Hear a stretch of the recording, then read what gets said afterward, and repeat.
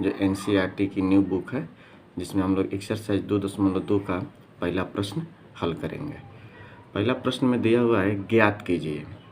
क्या दिया हुआ है? पहला ए 1/4 का 1/4, यानी इसको क्या करना है? हल करना है, ज्ञात करना है। ठीक है।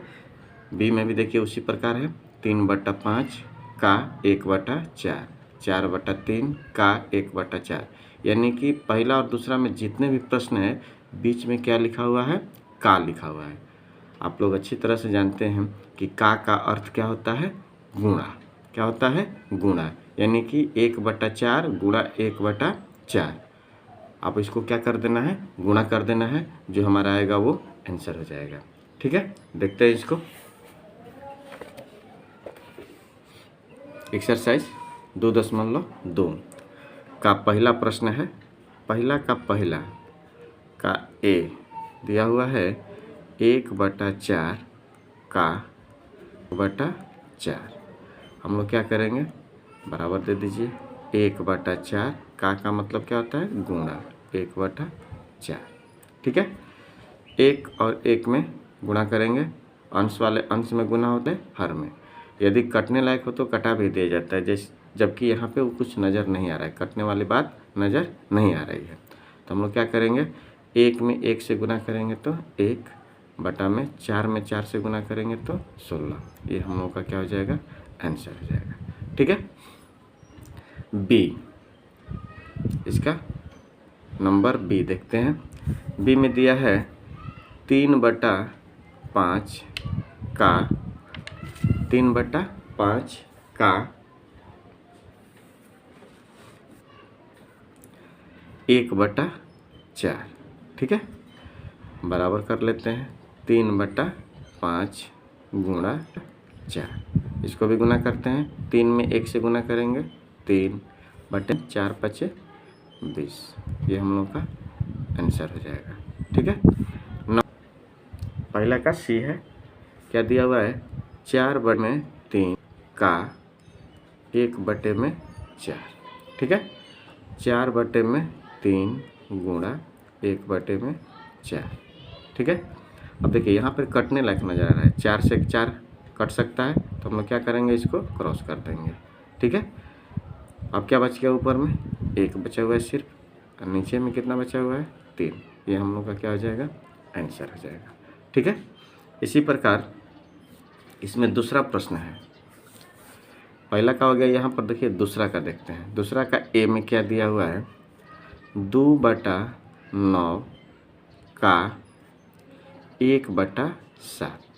ठीक है, 2/9 का 1/7 बराबर लिख देते हैं 2/9 का मतलब गुणा 1/7, यानी कि 2 और 1 में गुणा होगा तो क्या हो जाएगा? 2/9 × 63। ये हम लोग का क्या हो जाएगा? आंसर हो जाएगा। बी में देखते हैं। बी में क्या दिया हुआ है? 6/5 का 1/7 बराबर कर लेते हैं। 6/5 का मतलब गुणा 1/7। ठीक है, 6 में 1 से गुना करेंगे 6/5 × 35। कोई कटने लायक नहीं है, डायरेक्ट हम गुना करते जा रहे हैं। आप लोगों को भी करना पड़ेगा। कटने लायक रहेगा तो कटा दिया जाता है, नहीं कटने लायक है तो आगे बढ़ जाते हैं। ठीक है। सी में क्या दिया हुआ है? 3/10 का 1/10 का मतलब गुणा 1/7 बराबर 3 से 1 से गुना करेंगे 3/10 × 70। ये हम लोग का क्या हो जाएगा? आंसर हो जाएगा। ठीक है। पहला प्रश्न तो देख लिए। अब दूसरा प्रश्न में देखते हैं। दूसरा प्रश्न में दिया हुआ है हम लोग का, ध्यान से देखेंगे तो इसमें दिया है कि गुणा कीजिए। थोड़ा प्रश्न को देख लीजिए आप लोग भी। प्रश्न है हम लोग का, गुणा कीजिए और न्यूनतम रूप में बदलिए। न्यूनतम मतलब कि छोटा रूप में, यानी कटने लायक हो तो कटा दीजिए और उसको छोटा कर दीजिए। यही रूप में कह रहा है बदलने के लिए। यदि संभव है तो अब देखिए यहाँ पर लिखा हुआ है ना, यदि संभव है। न्यूनतम रूप में बदलिए यदि संभव है। संभव है तो बदलिए, नहीं संभव है तो सिर्फ गुणा कीजिए। ठीक है। देखिए यहाँ पर दिया हुआ है ना, पहला 2/3 गुणा 2 × 2/3। ठीक है, इसको हल करना है हम लोगों को। यहाँ पर देखिए 2/7 गुना 7/9, इसको हल करेंगे। इसमें 7 प्रश्न दिया हुआ है, सातों का हम लोग हल करेंगे। ठीक है, देखते हैं इसको। दूसरा का पहला प्रश्न, 2/3 गुना 2/2/3। ठीक है, देखिए यहाँ पे 2/3 है, इसी तरह उतार दिए, बराबर यहाँ पे लिख देते हैं। गुणा है तो गुणा, यहाँ पर जब पूर्णांक की राशि लिखी हुई, देखिए 2 पूर्णांक 2/3। सबसे पहले क्या करेंगे, इस पूर्णांक को हम लोग भिन्न में बदल देंगे। जैसे 3 दूनी 6, 3 का आड़ा 2 बार पढ़ेंगे, 3 2 बार पढ़ेंगे, 3 दूना 6, 6 में 2 जोड़ देंगे तो कितना होगा 8/3। फिर से एक बार देख लीजिए इसका क्या प्रक्रिया होती है। 3 दूना 6 या फिर 2 3 6 और इसको जोड़ देते हैं, 6 में 2 जोड़ देंगे तो 8 अंश में लिखेंगे, और नीचे जो हर में लिखा रहता है उसको नीचे ही हर में लिख देते हैं। अब ज़रा देखा जाए, कोई कटने लायक है, ऊपर नीचे कटाया जाता है या फिर तिरछा तिरछी कटाया जाता है। कटने लायक नज़र आ रहा है, एक भी नज़र नहीं आ रहा है, तो क्या करेंगे हम लोग, यहाँ पे 2 और 8 में गुना करेंगे, 2 8 16 और बटा में 3 का 9, ये हम लोग का क्या हो जाएगा, आंसर हो जाएगा। ठीक है, नंबर 2 देखते हैं क्या कह रहा है। 2/7 गुना 7/9। ठीक है, यहाँ पर देखिए नज़र आ रहा है साफ, ये 7 और 7 कट सकता है, हम लोग क्या करेंगे 7 और 7 को कटा देंगे। 2 से 9 नहीं कटेगा, यानी कि अंश में हम लोग को 2 बचा और हर में क्या बच गया, होगा क्या हो जाएगा, आंसर हो जाएगा। नंबर 3 में देखते हैं, तीसरा प्रश्न क्या कहता है। 3/8 गुना 6/4। आपका कटने लायक हो तो कटाइए, नहीं तो देखिए तो 6 और 4 में हम लोग ये चीज़ देख रहे हैं कि 2 से दोनों कट सकता है। जैसे 2 से देखिए कई बार में कटेगा, 3 बार में, 2 से ये भी कट सकता है 2 बार में। ठीक है, यहाँ पर आप 3 से ना 8 कटेगा ना 2 कटेगा। ठीक है, तो क्या करेंगे यहाँ पे हम लोग 3 और ऊपर में 3 बचा हुआ है, 3 और 3 गुना करेंगे तो 3 3 9 हो जाएगा, 8 दूनी का 16, ये हम लोग का आंसर हो जाएगा। ठीक है, आगे बढ़ते हैं नंबर 4 की तरफ। चौथा प्रश्न है 9/5 गुना 3/5। ठीक है, जरा देखा जाए तो इसमें कटने लायक है कोई, 9 से 5 नहीं कटेगा, 3 से भी 5 नहीं कटेगा, कटने लायक है नहीं, तो हम लोग क्या करेंगे, गुणा कर देंगे, यानी अंश का गुना अंश के साथ, 9 तिया 27 और नीचे हर के साथ हर का 5 25, ये हम लोग का क्या हो जाएगा, आंसर हो जाएगा। ठीक है, आगे बढ़ते हैं। इसके बाद नंबर 5 में देखते हैं, 5वां प्रश्न है हम लोगों का। 5वां प्रश्न दिया हुआ है 1/3 गुणा 15/8। देखिए तो यहाँ पे निश्चित रूप से 3 से कट जाएगा, 15 कई बार में, 5 बार में, ऊपर में कितना हो गया 5 और 1 से गुना करेंगे 5/8।